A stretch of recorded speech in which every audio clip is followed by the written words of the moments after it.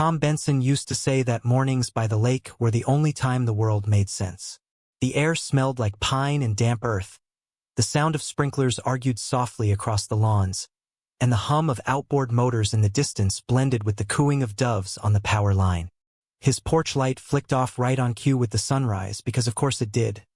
Tom was the sort of man who still believed in timers, lists, and coffee that could stand a spoon upright. He'd built the place himself. Every board, every beam, every window frame on that lake mansion carried his handprint somewhere beneath the paint.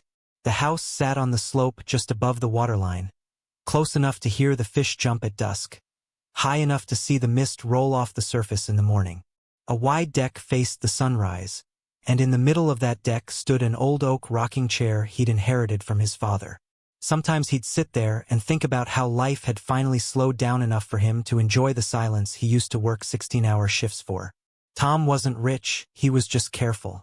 40 years as a construction foreman taught him two things: measure twice, and never let other people tell you what you can build on your own land.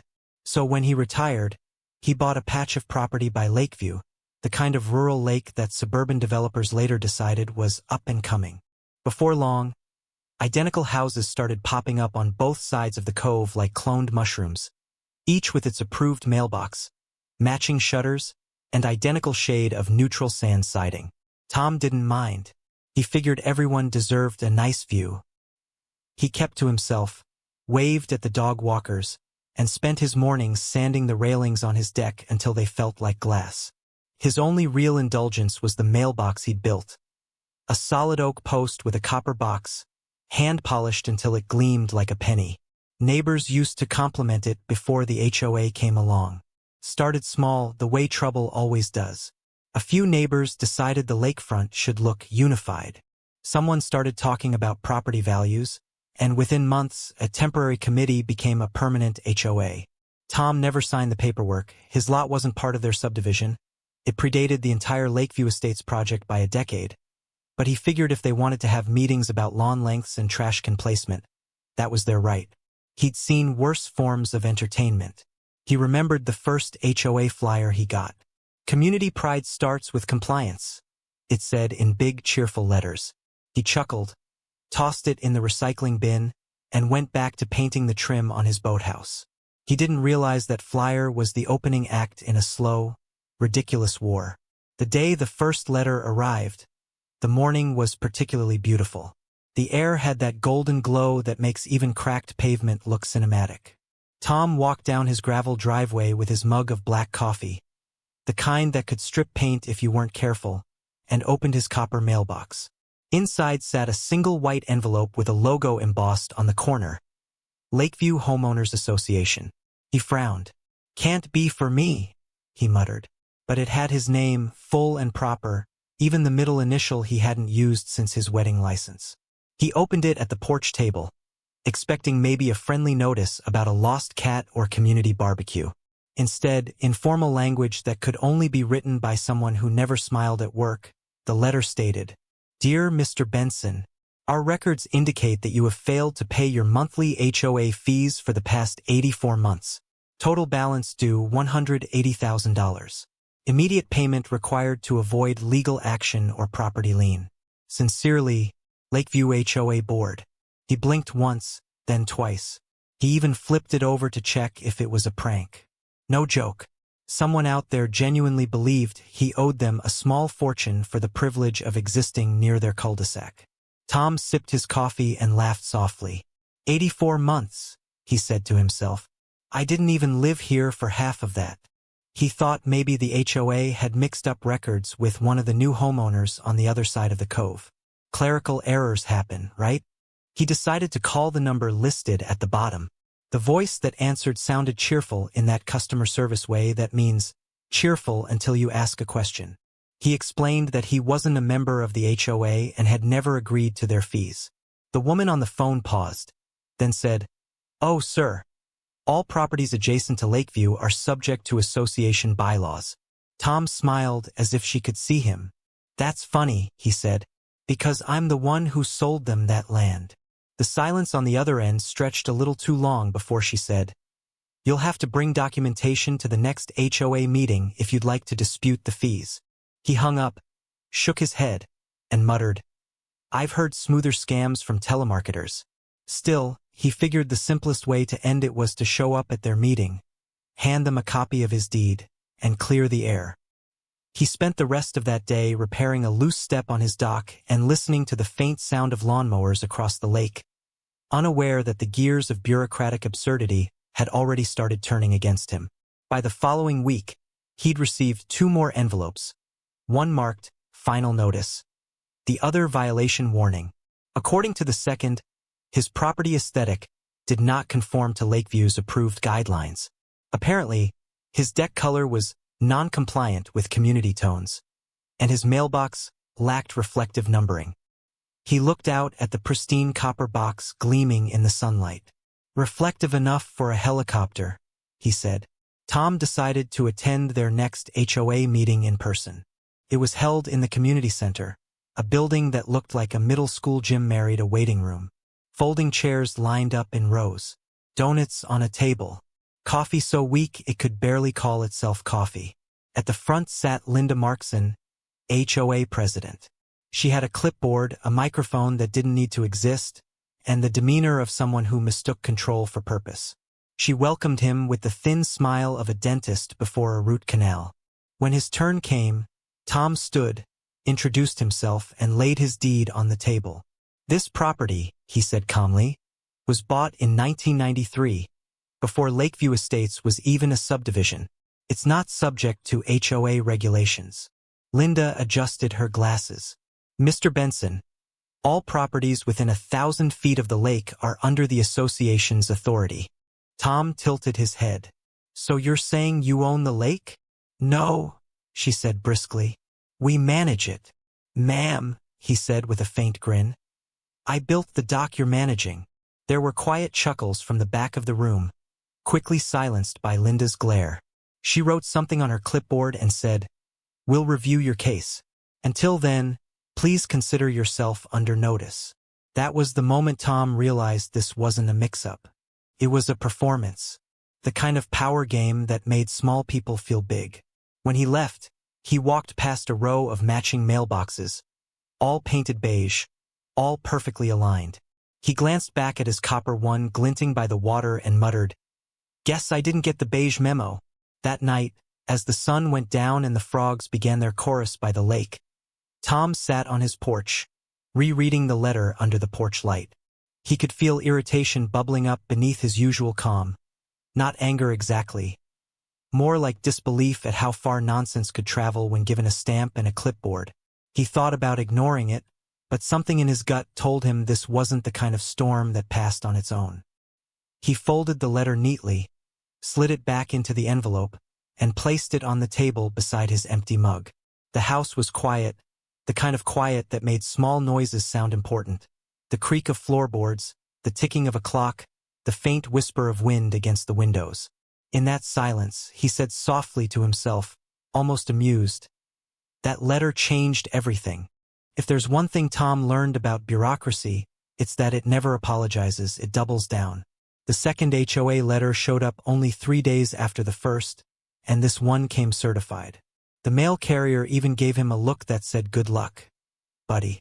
Inside was the same letter, only this time printed in bold. Final warning. The total still read $180,000, but now it carried threats of legal escalation and property seizure under HOA jurisdiction. Tom almost spit out his coffee. Property seizure? He muttered. That's adorable.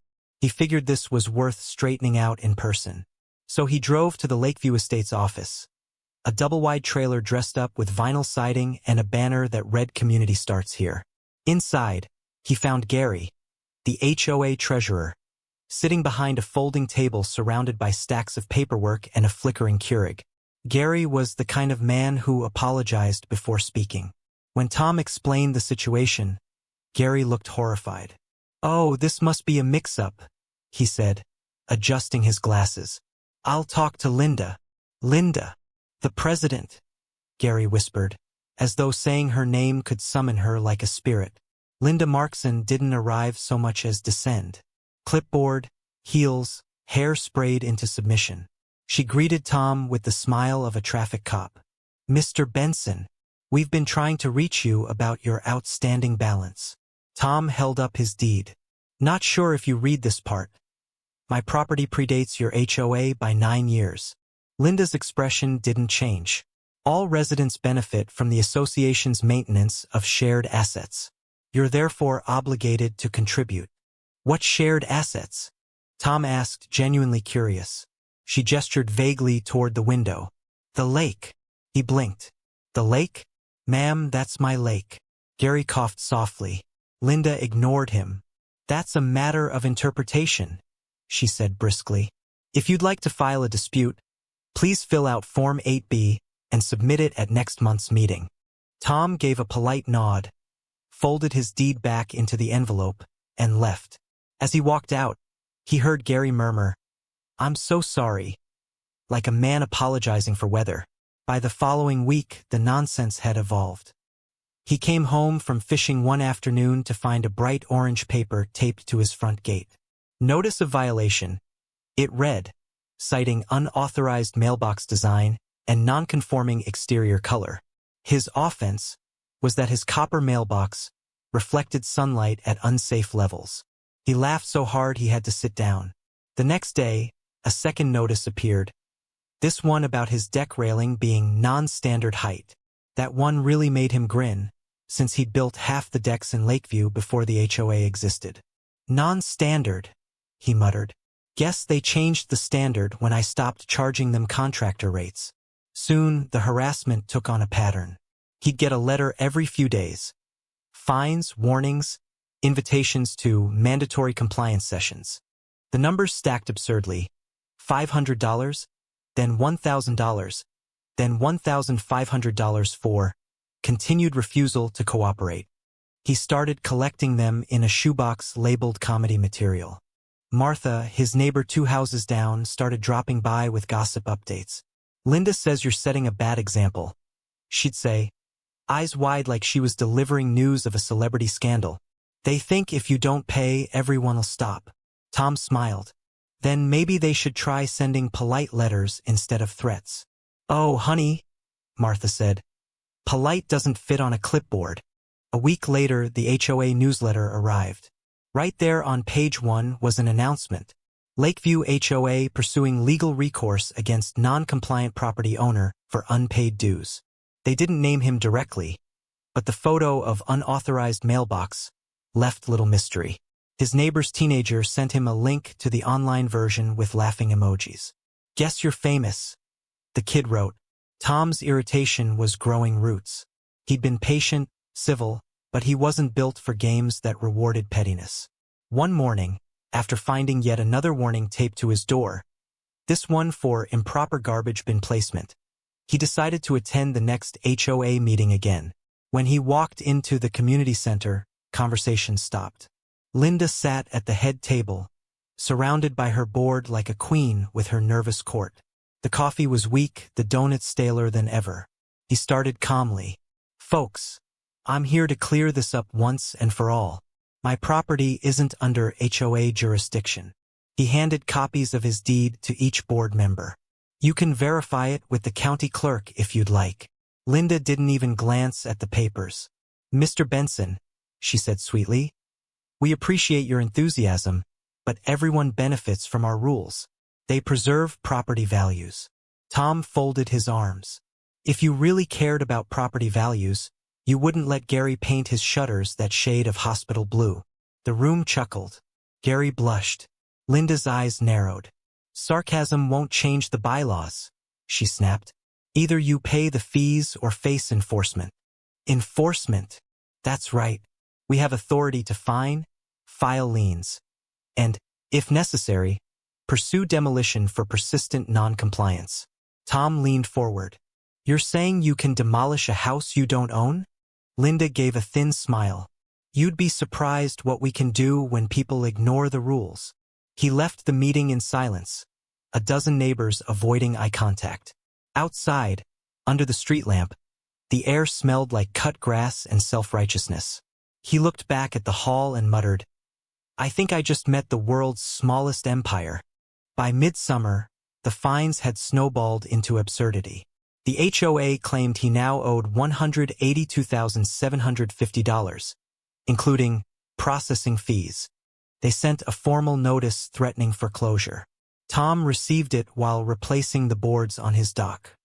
He read the letter once, then used it to wipe a streak of grease off his hand. That night, he sat on his porch with Martha, who brought over lemonade and the latest gossip.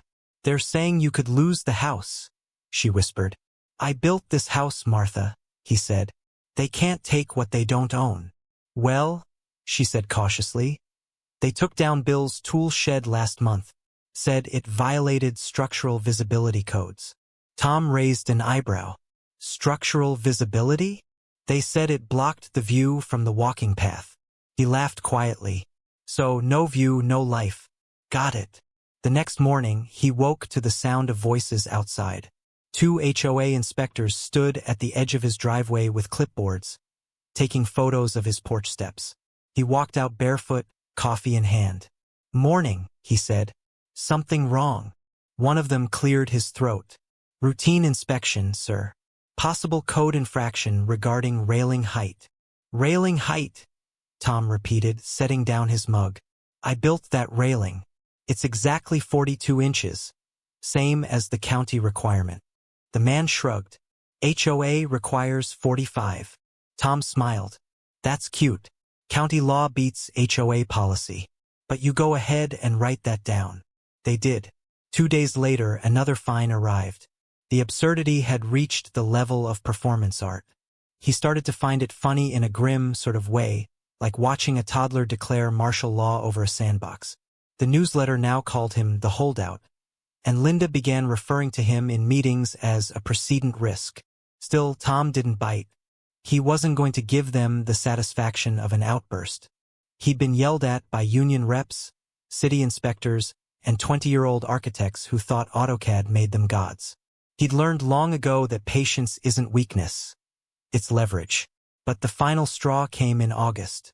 He'd gone into town for supplies and came back to find a bright red sign staked in his front yard. "Property under HOA review. Foreclosure pending." His neighbor's kid was already taking selfies with it. Tom stood there for a long moment, jaw tightening. He walked over, pulled the sign out of the ground, and leaned it neatly against the fence. Then he said, quietly but clearly, "All right, enough." That night, he opened a dusty filing cabinet in his workshop, the one that still smelled faintly of sawdust and engine oil. Inside were manila folders dating back 20 years, permits, invoices, survey maps. He flipped through until he found the old subdivision plans from when the developers first approached him about buying land around the lake.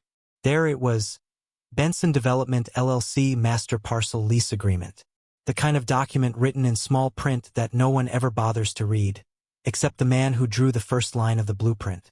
He read the clause twice, then laughed under his breath. "Well, Linda," he said to the empty room, "you really should have checked who owns the ground you're standing on." Outside, the sprinklers kicked on, hissing in perfect rhythm. The air smelled of wet grass and justice still under construction. "I thought that was the end of it," he said later, watching the moon ripple on the lake. "I was wrong. The thing about men like Tom is that they don't explode. They settle into a quiet, methodical focus that's far more dangerous than anger." After that red foreclosure sign appeared on his lawn, the laughter stopped. The situation had graduated from absurd to personal. But instead of yelling or calling the news, Tom did what he always did when something broke. He opened his old filing cabinet, grabbed a pen, and started fixing it the slow, legal way. He sat at his workbench late that night, papers spread out under the yellow glow of a desk lamp. Blueprints, deeds, invoices, and old survey maps, the kind of documents most people would have lost or thrown out decades ago. Tom wasn't most people. He'd kept meticulous records from every land deal he'd ever touched, including the one that birthed the very subdivision now trying to kick him off his own property. He turned the brittle pages until he found what he was looking for. A contract titled Lakeview Development Land Lease, 1999. He read the first few paragraphs, then leaned back in his chair and whistled softly. According to this lease, the land beneath Lakeview Estates, the roads, green spaces, and shared areas, wasn't actually owned by the HOA or the developer. It was still legally under the stewardship of Benson Development LLC, the company he'd started years ago before retiring. He'd leased it out for 99 years with a clause that allowed him to revoke or modify the lease if the tenant association violated property use terms. And from the mountain of violations they just committed: harassment, unauthorized signage, false foreclosure notices. He had all the justification he needed. Tom closed the folder slowly, like someone finishing a good book, and smiled. "Measure twice," he murmured. "Demolish once."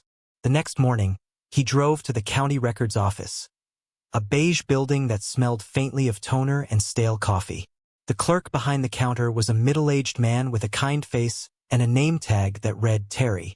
Tom slid the documents across the counter.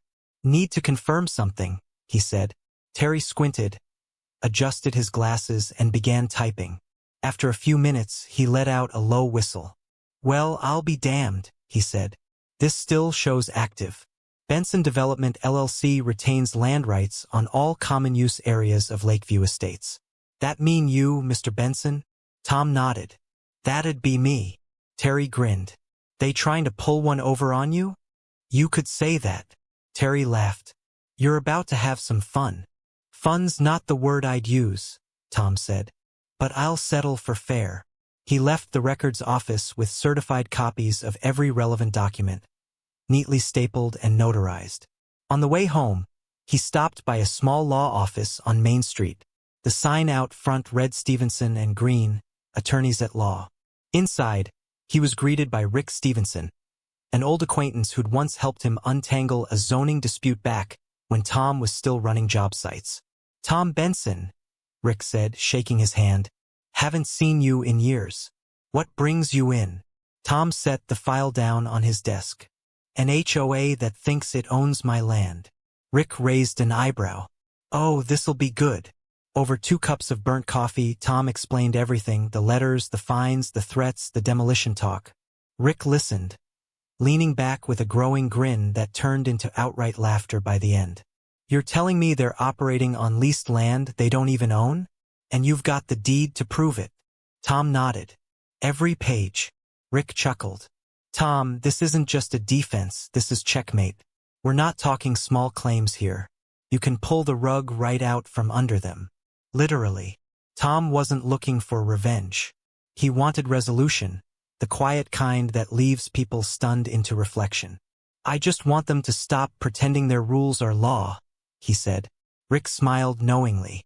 "Then we'll give them a masterclass in how real law works." Over the next week, they drew up documents, letters, notices, formal reminders of property jurisdiction. Every phrase was courteous, professional, and ironclad. It was the bureaucratic equivalent of a velvet-wrapped hammer. Meanwhile, Tom kept his normal routine. He fixed his dock, mowed the lawn, waved to neighbors who were suddenly a lot more hesitant to wave back. The HOA's gossip mill was spinning at full speed. Words like foreclosure, lawsuit, and non-compliance bounced around every porch in Lakeview. Linda strutted through the neighborhood like a general inspecting her troops. Then one morning, she marched up to his driveway herself, clipboard in hand, sunglasses on, righteous fury practically radiating off her. "Mr. Benson," she said, "this is your final warning. You have until the end of the month to pay your outstanding fees, or the HOA will proceed with enforcement." Tom leaned on his rake, calm as a lake before a storm. "Enforcement, huh?" "Yes," she said sharply. "Legal measures. We've already consulted our attorney." "That's good," he said evenly. "You might want to have them read the original land lease while they're at it." She frowned. "What lease?" "The one that says your HOA's sitting on my company's property." Her mouth opened, then closed again. "That's ridiculous." "Probably," Tom said, smiling faintly. "But you'll want to double-check before you start bulldozing." She turned red. "We'll see you in court, Mr. Benson." He nodded. "That's the plan." When she stormed off, he exhaled slowly, feeling a strange calm settle over him. For the first time in months, he wasn't reacting, he was steering. Later that evening, Martha stopped by again with her usual community updates. "Tom, honey, Linda's saying you threatened the board with lawsuits," she said. He chuckled. "Didn't threaten, just informed." "Well, it's got her riled up. She's calling an emergency meeting." Tom nodded. "Good. I'll be there." That meeting was something out of a sitcom. Folding chairs filled the community center again, neighbors whispering like students before a pop quiz. Linda called the session to order, voice trembling slightly beneath her practiced authority. "We are here to discuss Mr. Benson's repeated violations and our next steps." Tom waited for her to finish her speech before standing up slowly. He walked to the front, set a thick folder on the table, and opened it. "Before you decide any next steps," he said, "you might want to know where you're standing." He laid out the notarized documents, maps, titles, the full lease agreement, each one stamped and signed by the county. The room fell silent except for the faint hum of the ceiling fan. "This," Tom continued, "is the original land charter for Lakeview Estates. My company still owns the underlying property, which means when you find me posted foreclosure signs and threatened demolition, you did all that while standing on land you lease from me." A long, stunned pause followed. Gary, pale as printer paper, looked like he might faint. Someone in the back muttered, "Holy crap." Linda tried to recover. "That can't be right. This must be outdated." Tom shook his head. "Confirmed by the county office yesterday. Still active. Still binding. You folks have been collecting dues on property you don't legally control." There was a murmur that swelled into half-suppressed laughter. Even a couple of board members looked like they were reconsidering their loyalties. Linda's face hardened. "You can't just—" "I can," Tom interrupted, voice steady. "And I have. As of this morning, your association is in breach of lease, which gives me the right to revoke occupancy for board operations until the matter's resolved." Translation: Your HOA meetings are no longer authorized on my land. The silence that followed was electric. Someone dropped a pen. The hum of the ceiling fan seemed suddenly louder. Tom gathered his papers calmly. "Now, I suggest you all take a few days to talk to your lawyers. I'll be in touch." He walked out to a parking lot full of wide eyes and hushed voices. The summer air was heavy with the smell of asphalt and disbelief. As he opened his truck door, he heard Martha whisper to someone, "He's not bluffing, is he?" Tom just smiled to himself. Bluffing was for people who didn't do their homework. That night, he stood by the lake, watching the moonlight scatter across the ripples. Somewhere across the water, a dog barked and then went quiet. He felt the same calm he used to feel at the end of a long day on a job site.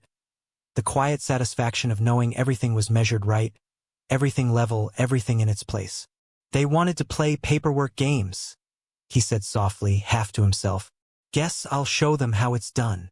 He turned off the porch light, the one that faced the now empty lot, where the HOA's private property sign used to stand.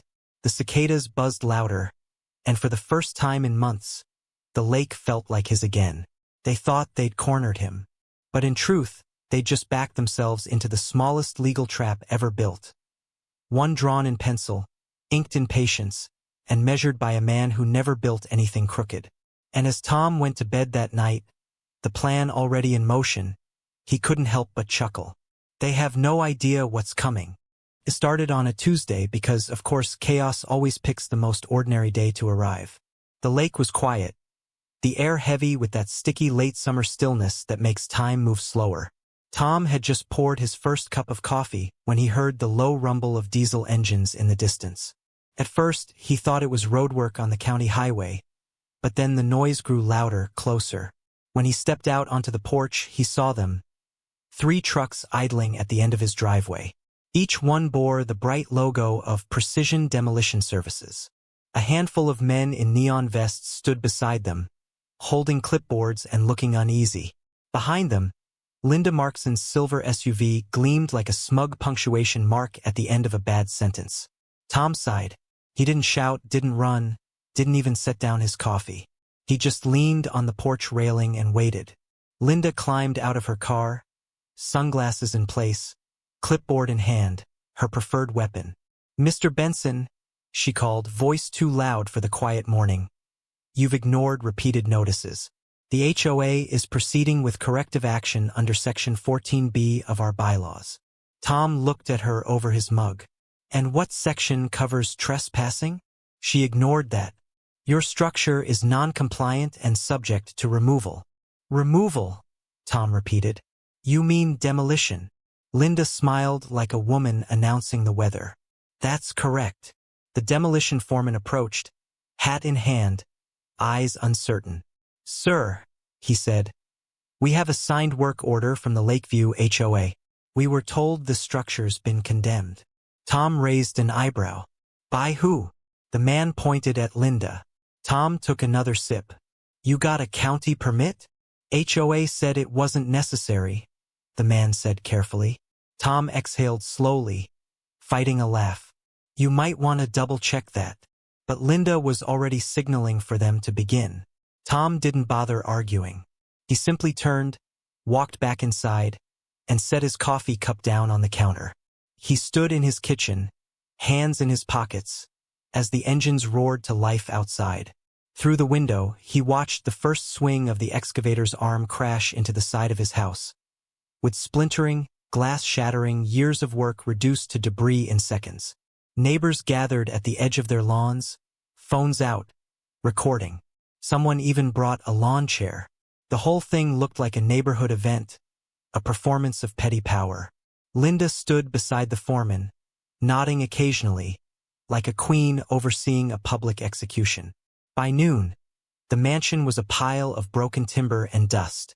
Tom's copper mailbox, the one they'd mocked for being non-conforming, lay crushed in the dirt, and still he didn't say a word.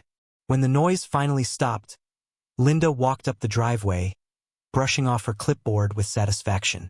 Perhaps now you'll understand the importance of community compliance, she said. Tom met her gaze, calm and steady. You just demolished property that sits on land my company owns. She blinked. Excuse me? He smiled faintly. You might want to check your mail later this week.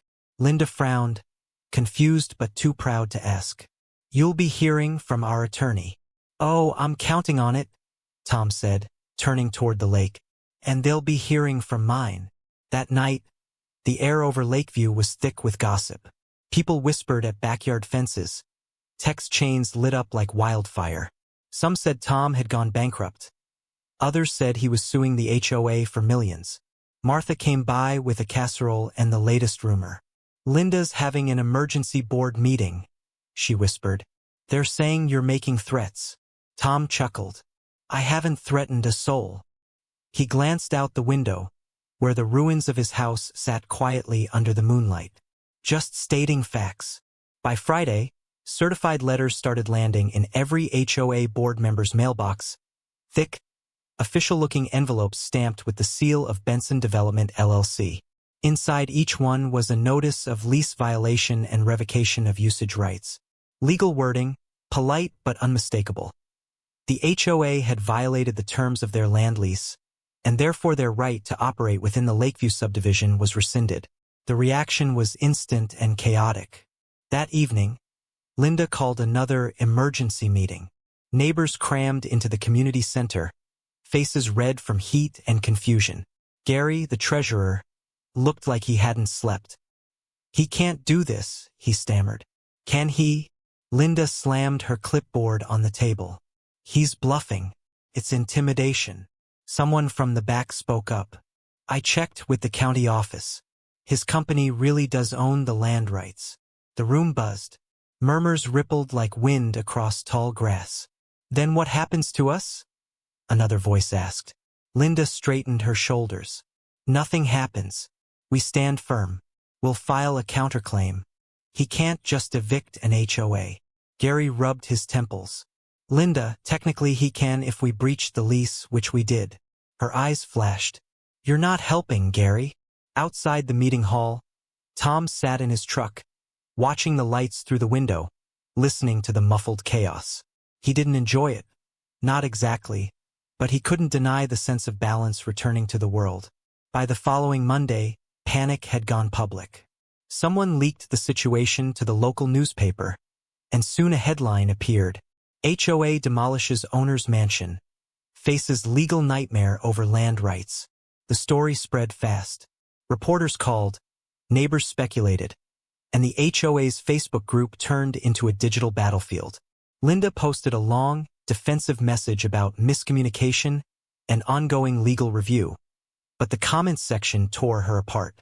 One post read, "Maybe next time don't bulldoze a man's house without checking if he owns the ground it's on." Meanwhile, Tom's lawyer, Rick, was busy drafting court filings. "They overplayed their hand," Rick said over the phone. "Now we make it official." The HOA responded with denial letters, claiming the demolition was lawful corrective maintenance. Tom's side countered with photographs, timestamps, and the lease agreement. Within a week, the county judge had ordered a temporary injunction freezing all HOA operations until the matter was resolved. Linda tried to rally support by hosting a community barbecue for unity. Only 3 people showed up, 2 out of curiosity, 1 for the free hot dogs. By midweek, the HOA's panic reached fever pitch. Gary came to see Tom in person, looking defeated. "Tom, buddy," he said, "we need to talk. Linda's losing it. The rest of us didn't even know about that demolition order until the day it happened." Tom handed him a glass of iced tea. "Gary, you seem like a decent man. I know you didn't sign up for this mess. But I can't let them walk over me, or the law." Gary sighed. "What happens now?" Tom shrugged. "Depends on how stubborn they want to be. I gave them 2 weeks to vacate their offices on my land. After that, I start eviction proceedings." "Evict the HOA?" Gary repeated, half laughing, half horrified. Tom nodded. "First time for everything." By Thursday, letters started hitting mailboxes across the neighborhood. Not just for the board, but for every homeowner. They were polite, matter-of-fact notices explaining that the Lakeview HOA was under legal review and that dues should be suspended until further notice. Chaos erupted overnight. Without dues, the HOA couldn't pay for maintenance, landscaping, or security. The sprinklers stopped running, the entrance lights went dark, and the Lakeview Pride banners drooped in the wind. Neighbors who had once cheered Linda now avoided her. Some even knocked on Tom's temporary cabin door to apologize. "Didn't know they'd go that far," one man said. "Whole thing's insane." Tom just smiled. "Don't worry about it. Truth has a way of catching up." As the days passed, the neighborhood looked less like a picture-perfect community and more like a reality show gone off-script. The HOA board tried holding meetings in driveways and garages, only to be met with formal notices of trespassing. Rick filed for damages, demolition costs, emotional distress, and legal fees. The total? Nearly $1 million. The story hit local TV. A reporter interviewed Linda in her driveway. Her smile cracked under the heat of the cameras. "We acted within our authority," she insisted, voice trembling. "This is all a misunderstanding." Then Tom's side of the story aired, calm, factual, devastating. Footage of the demolition played behind the reporter as Tom explained the lease agreement, the ignored warnings, and the quiet revenge of paperwork done right. By the end of the week, Lakeview Estates had become a cautionary tale. The neighborhood where the HOA demolished the wrong man's house and lost everything because of it. One night, as Tom watched the local news replay the segment, the anchor wrapped up the story with, "Sometimes, it pays to read the fine print." Tom chuckled, turned off the TV, and looked out at the moonlit lake. The water was still, almost reflective of his mood, calm, steady, patient. The paperwork was done, the case was in motion, and the storm he'd weathered had finally shifted directions. He leaned back in his chair, exhaled slowly, and said, "At this point, I've got to ask, have you ever dealt with an HOA like this? Drop your story in the comments, hit subscribe if you love poetic justice, and let's see how many of us have survived HOA brutality." Then, after a beat, his voice lowered again, sliding back into story. Because what happened next made every board member wish they'd read the fine print. 2 days later, Tom got a letter of his own, not from the HOA, but from the court. The hearing was scheduled, and that, as he'd later put it, was the day the bulldozers came for them instead. The courthouse in Milford wasn't the grand marble kind you see on TV. It was small, brick-faced, and smelled faintly of old paper and burnt coffee. A place built less for drama and more for slow, deliberate justice. Tom arrived 15 minutes early, as he always did, wearing his best blue shirt and a calm expression that said he wasn't there for a fight, just a correction. Linda, on the other hand, showed up late, flanked by two lawyers who looked like they'd rather be anywhere else. She was wearing a sharp gray suit, sunglasses indoors, and the brittle smile of someone pretending they hadn't lost already. The hearing room was modest. Wood-paneled walls, humming fluorescent lights, and a judge who looked like she'd seen enough HOA disputes to last several lifetimes. Rick Stevenson, Tom's lawyer, greeted her with polite confidence. "Your Honor," he said, "we're here because my client's home was unlawfully demolished by an entity that didn't have the legal authority to do so." The judge leaned forward, hands clasped. "And the entity in question?" Rick gestured toward the table where Linda sat stiffly. "The Lakeview Homeowners Association, represented by Mrs. Markson and her counsel." The judge nodded. "Proceed." Rick began by laying out the foundation quite literally. He held up the lease documents, notarized and stamped by the county clerk, showing that Benson Development LLC still owned the land on which Lakeview Estates Saturday, the HOA, he explained, operates on leased land. Mr. Benson's company holds the underlying property rights. The association's actions, including fines, notices, and ultimately demolition, were taken without any lawful standing. They destroyed a structure they did not, and could not, have authority over. One of Linda's lawyers stood, adjusting his tie. "Your Honor, the HOA acted within its established bylaws and in the best interest of the community." The judge cut him off with a raised hand. "Mr. Benson's home wasn't part of your community, correct?" The lawyer hesitated. "Technically, no, but—" "No buts," the judge said. "Continue, Mr. Stevenson." Rick handed over photos of the demolition, the notices, and copies of the HOA's own newsletter that publicly boasted about enforcing compliance. He didn't raise his voice. He didn't grandstand. He just presented fact after fact, each one another nail in the coffin of Lakeview's credibility. When it was Linda's turn to speak, she stood, chin high, and began in that careful, polished tone of someone who'd practiced her speech in the mirror. "Your Honor, the HOA operates under a mandate to preserve property values and community standards. Mr. Benson repeatedly refused to comply, and his property," the judge interrupted, "was not under your jurisdiction." Linda faltered. "Well, we believed." The judge's eyebrows lifted. "You believed," she sighed. "Mrs. Markson, you demolished a man's home based on belief?" You could almost hear the air leave the room. Even the court clerk paused her typing. Rick stood again. "Your Honor, my client isn't seeking revenge. He simply wants recognition of the damages and restoration of his rights." Tom sat quietly beside him, hands folded, gaze steady. He wasn't gloating. He didn't need to. The facts were doing that for him. After an hour of testimony, the judge gave her ruling. Her voice was calm, but each word carried weight. "This court finds that the Lakeview Homeowners Association acted beyond its legal authority in issuing fines, foreclosure notices, and demolition orders against property owned by Mr. Benson. Furthermore, the HOA's actions constituted willful destruction of private property. Damages are to be awarded in full to the plaintiff." Linda's lawyer tried to object, but the judge's gavel hit wood before the word left his mouth. Tom's awarded compensation totaled nearly $1.2 million, enough to rebuild his home, pay legal fees, and still have a comfortable cushion left over. The HOA was also ordered to disband pending a full investigation into misuse of funds and fraudulent representation. As they left the courthouse, Rick clapped Tom on the shoulder.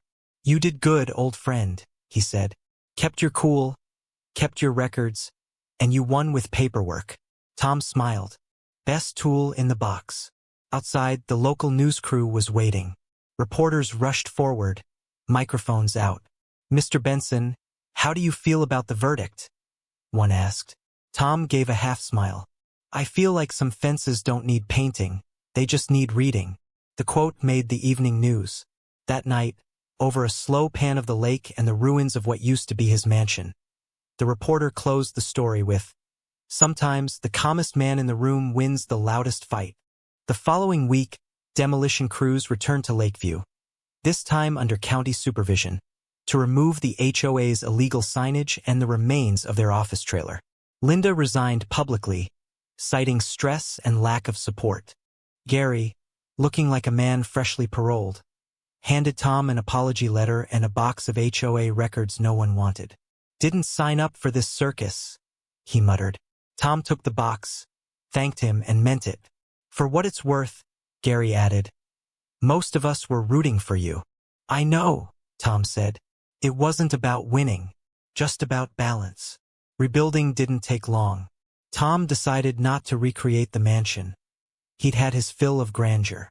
Instead, he built a smaller, simpler cabin on the same spot, framed in cedar and overlooking the same calm water. It took him the better part of a summer, working at his own pace, radio humming in the background, sawdust clinging to his shirt. When it was done, he hung a small hand-carved sign beside the door, "Private property. No meetings allowed." Neighbors came by over the following weeks, some out of curiosity, others out of respect. Martha was the first. She brought him homemade peach cobbler and a grin that could have lit a room. "You sure stirred the pot, Tom." He laughed. "Didn't stir it, just turned off the heat." As the days rolled by, life in Lakeview shifted. Without the HOA breathing down their necks, people relaxed. Lawns grew a little wilder, mailboxes became colorful again. Kids' bikes leaned against fences without someone issuing a fine. The lake community stopped looking like a postcard and started looking like a neighborhood. And Linda? She moved out quietly at the end of the season, her for sale sign leaning crooked in the yard, a small symbol of poetic symmetry. Tom never said a bad word about her, not even when Martha tried to bait him. "She just forgot who owned the ground she was standing on," he'd say.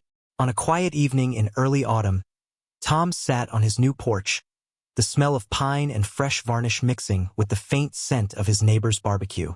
The sky turned that soft shade of orange that makes the water glow like metal. He sipped his coffee, decaf now but still strong enough to wake a horse, and looked out at the reflection of his cabin in the lake. It wasn't the house that mattered. It never had been. What mattered was that peace had been restored, not by yelling or power, but by patience, records, and timing. He thought back to the day of the demolition, the dust, the laughter, the smug satisfaction of people who thought rules made them untouchable. And he smiled, not out of bitterness, but because it was over, and the scales had balanced themselves perfectly. A few weeks later, he got a letter from the county. Final confirmation, HOA dissolved. Attached was a note from Rick. "Congratulations, landlord. Drinks on me." Tom chuckled and pinned the letter on his fridge under a magnet shaped like a hammer. Sometimes, when curious newcomers asked about the story, the legend of the man who owned the HOA, he'd just smile and say, "Oh, that was a long time ago. Just a misunderstanding that got fixed." Then he'd lean back, eyes drifting over the lake as evening settled in, and add quietly, "I finally mowed the lawn, smiling this time." The neighborhood began to look like a place where people lived again, not a museum of rules. Someone even started planting wildflowers along the road that used to bear the HOA's regulation zone sign. Kids played by the water without getting scolded for noise pollution. And every so often, a car would drive slowly past Tom's cabin. Tinted windows, familiar shape, maybe Linda's. The driver never waved. But Tom didn't mind. "They still drive by sometimes," he'd tell Martha with a smirk. Windows rolled up, middle finger down. "I call that progress." It was justice served not with fire or fury, but with quiet satisfaction, the kind that sinks in deep, like the steady hum of cicadas at dusk. For Tom Benson, the man who built his dream, lost it, and then won it all back with nothing more than patience and paperwork, life was simple again. And as the evening breeze rippled the lake, he whispered to himself, "Measure twice, demolish once." Autumn rolled in like a sigh of relief, soft and golden. The trees around Lakeview began to turn that coppery red that made the water glow at sunset. The HOA signs were gone now, every last one of them. The fancy community guidelines board that once stood at the entrance had been replaced by a hand-painted sign that simply read, "Welcome to Lakeview. Be kind or be quiet." No one knew who put it up, but everyone agreed it was the best rule the place had ever had. Tom Benson's cabin sat a little higher on the hill now, overlooking the same lake that had once mirrored the mansion he'd lost. It wasn't big, but it was honest, just cedar, stone, and peace. The porch was wider, the roof lower, the coffee stronger. He'd rebuilt it with his own hands, taking his time, never once hiring a contractor. The boards fit snug, the corners square, every joint true. "If I'm gonna live through another storm," he'd said, "I want to know exactly what's holding me up." Mornings were quieter these days. No more HOA newsletters in the mailbox.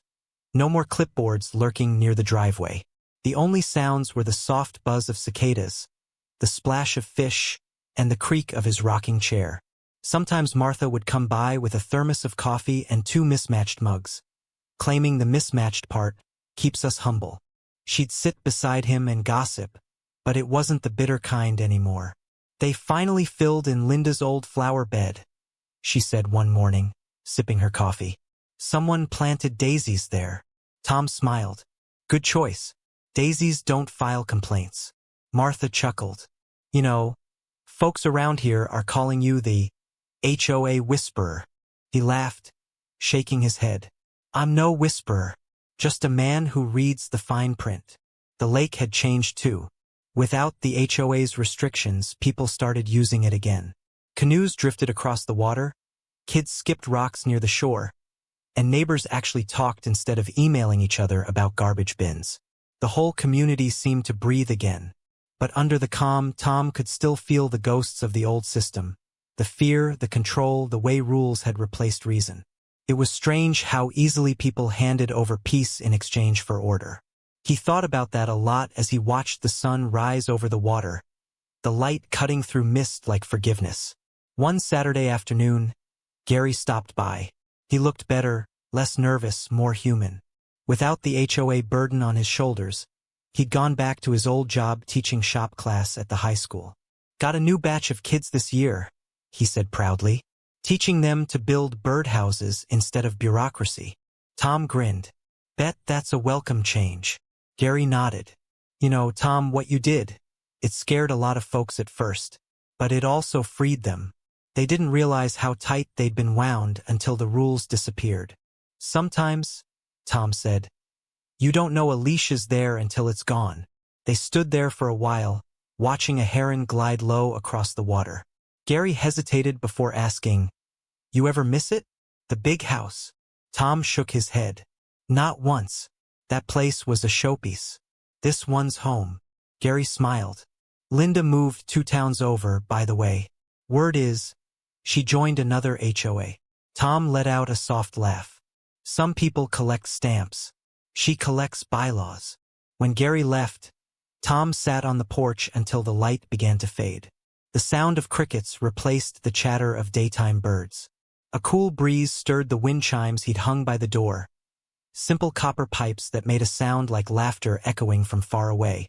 He thought about how strange it was that something as small as a letter, a single envelope, had set all of this in motion.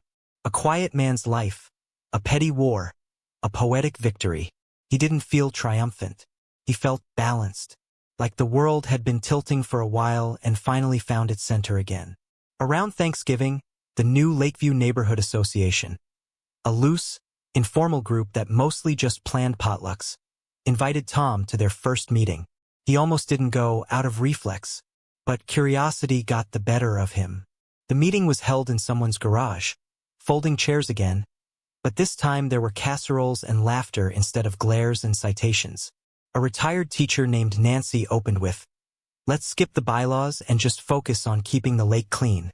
Tom raised his cup of cider. "Now that's a policy I can live with."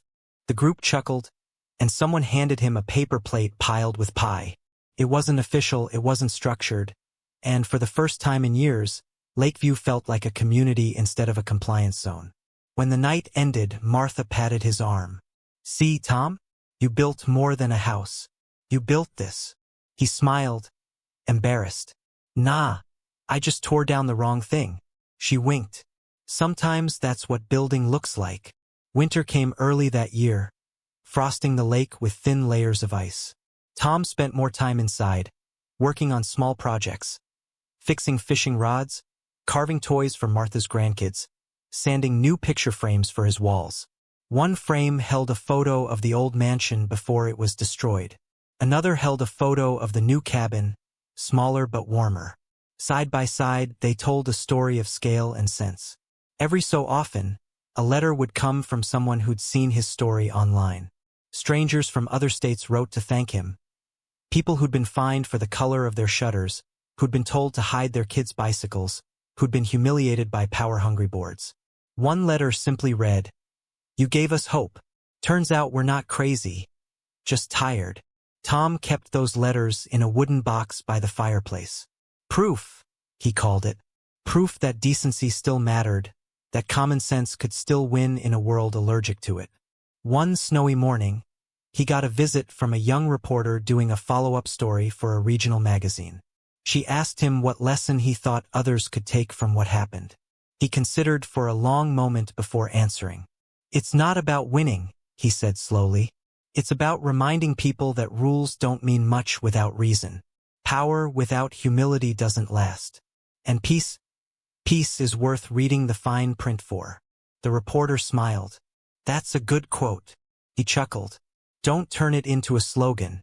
The world's got enough of those." When she left, he stood in the doorway, watching snowflakes fall onto the lake, melting as they touched the surface. Every one of them unique, every one gone in seconds, temporary perfection. He liked that idea. By spring, Lakeview had fully reinvented itself. The lawns weren't uniform anymore, but they were full of life.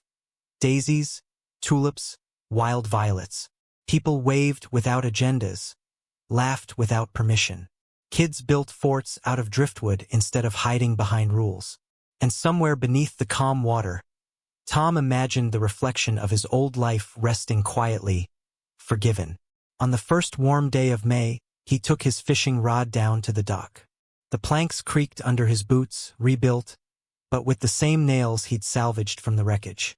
He cast his line, watched the ripples spread, and listened to the soft hum of the world getting it right for once. Martha called out from the path, "You catchin' dinner or just thinkin' again?" "Both," he said, smiling. As the sun began to set, painting the water gold, Tom thought of all the stories that had started with small acts of defiance.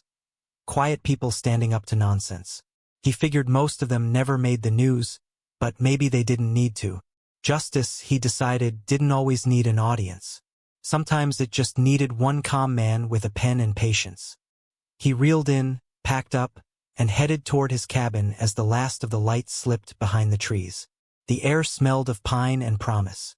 Before going inside, he looked back once more at the lake, at the stillness that had once been shattered by arrogance and noise. Now it was just water again, doing what it was always meant to do. Reflect, ripple, renew. He smiled to himself and said softly, "If your HOA ever sends you a letter like mine, remember, you can't control the petty, but you can outsmart it." Then he shut the door behind him. The sound of the lake settling into night, and peace, at long last, became the only rule that mattered.